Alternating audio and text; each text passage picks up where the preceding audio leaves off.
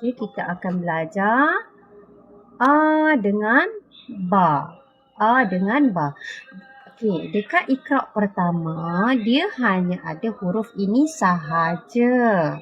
Okey, ini sahaja awak akan belajar yang ini. Cuma nampak banyak sebab benda ni berulang-ulang. Jadi, kalau ikutkan kita punya iqra pertama, kita akan belajar A di atas di atas A, Ba di atas Ba. Jadi kita akan mula dengan Ba terlebih dahulu.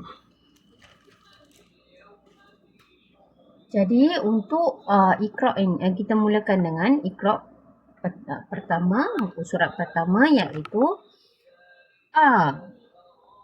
A. A. Ba. Ba. Ba.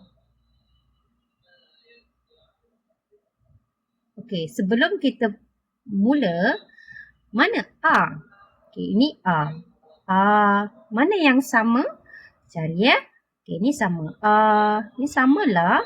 Ini pun sama. Yang ni sama A. Sama. Yang ni sama.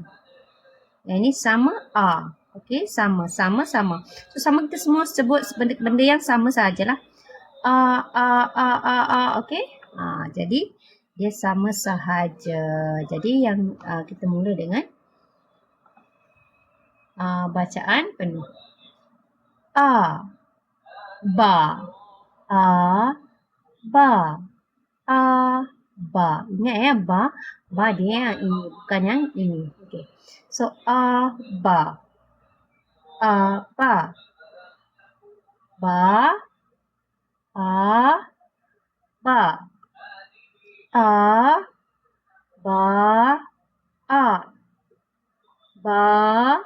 A. A. A. A.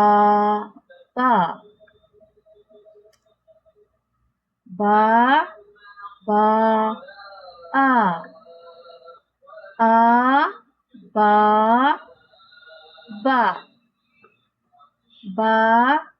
A. Ba. A. Ba. A. A. A. A. Ba. Ba. Ba. A. Ba. A. Ba. A. Ba.